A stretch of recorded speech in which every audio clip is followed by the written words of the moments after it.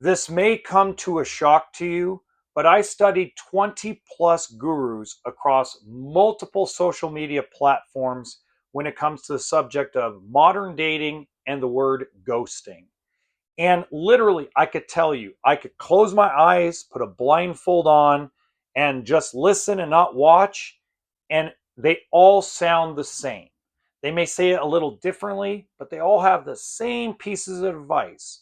Sometimes they have a book to sell you, a program to sell you. I have none of that. This podcast is going to be dedicated to men's mental health. No sales, no gimmicks, no relationship coaching, no BS, no baloney, no horse crap. So I don't care if you're a man, a woman, if you identify differently as far as your gender. This is for everyone to kind of get a mental picture of men's health and the reality of it. Because there's a lot of people that are looking for attention and money. And I already have YouTube channels that bring revenue to me. And that's not the goal of this. Will it eventually get monetized? Maybe. I don't know. But let's talk about ghosting for a minute, because there are three major points that I want to make about ghosting that the gurus get wrong. Okay. And the first one is they all say that ghosting, especially when it comes to a woman or a man. So let's say it's a man dating a man, or a woman dating a man, or someone that identifies as a different gender dating a man, and there's ghosting involved. Okay. Most of the gurus want to tell you that ghosting, it says more about that person than it does about you. That's complete malarkey. That's complete horse manure and bullcrap. It actually has a lot to do with both people and their compatibility. That's the flat truth no one wants to say. No one wants to talk about.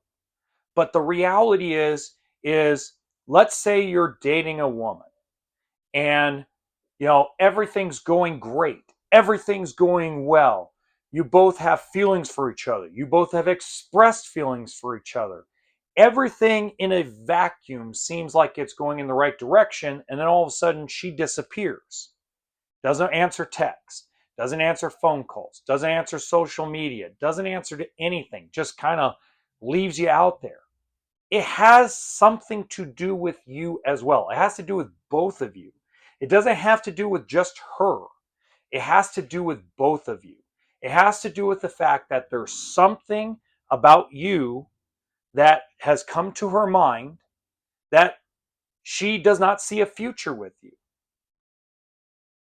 Or she may be confused about something you have done, said, something she found on social media.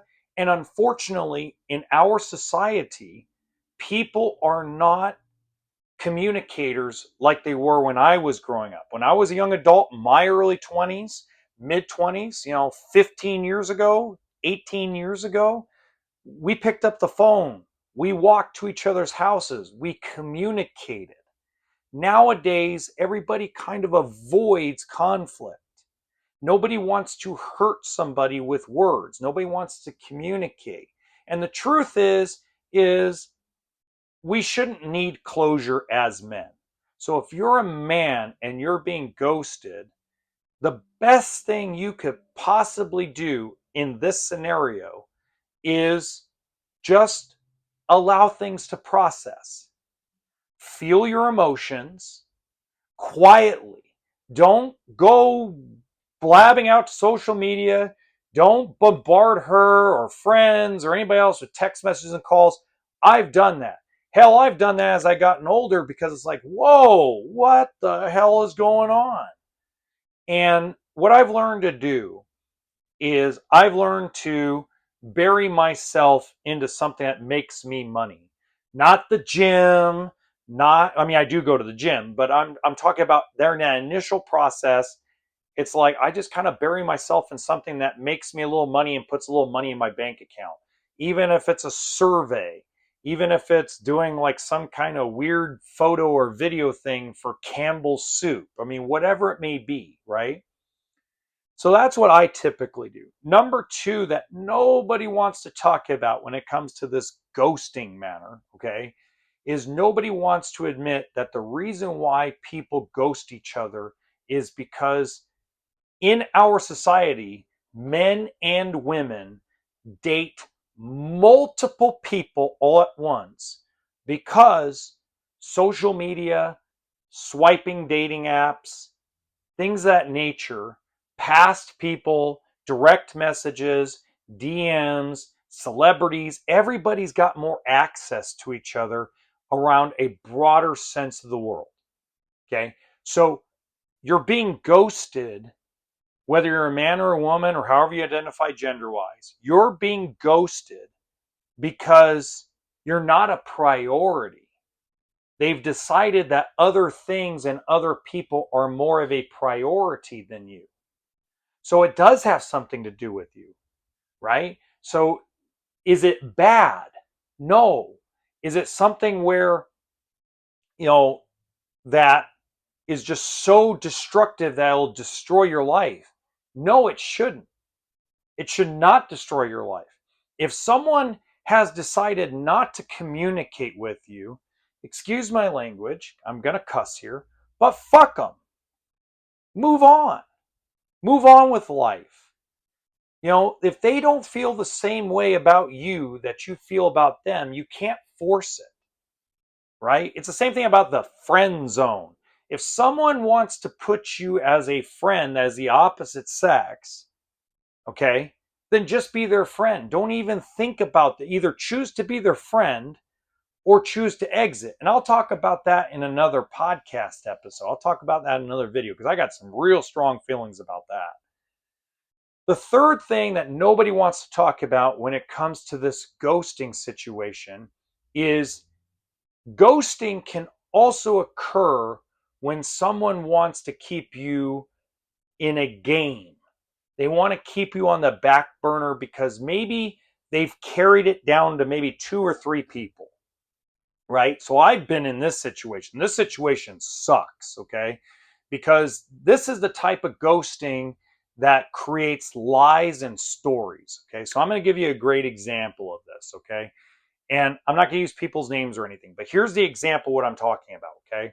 So I was in a situation where I really, really liked a woman, okay? And we had been dating for like 6 months. It was like, okay, everything's kind of moving in the right direction. You know, everything's good. I actually had planned a trip for her and I to go out of town. All of a sudden, like one night, she tells me that she loves me. She's deeply in love with me. Everything's gold. Everything's good. I didn't. I said it back because I did feel it a little. I felt I wasn't in love with her, but I did love her. I was developing these feelings for her. I mean, it was a very slow, developed, great relationship. And then that was on a Friday night. Saturday morning, she never returned a text, never returned a call. Her phone would ring like 4 times, go to voicemail. It did that for like 5 straight days, right? Finally, I'm like, I started like calling because I knew her parents, I knew her family members, calling her family members. Hey, have you seen her? Have you heard from her? Nobody heard from her. Nobody heard from her at all. Okay. Not her mom, not her aunt, not her uncle. It caught everybody by surprise. In fact, they did a wellness check on her. She wasn't even in her apartment. She wasn't anywhere to be seen, anywhere to be heard.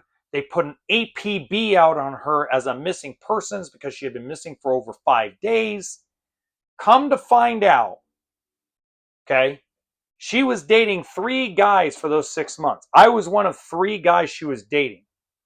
And what she had decided to do was she decided to go on a trip to the Mediterranean with the guy that had the most money out of the 3 of us. And the only reason why we found out about it is because I found a hidden Instagram profile that she created that I didn't know about.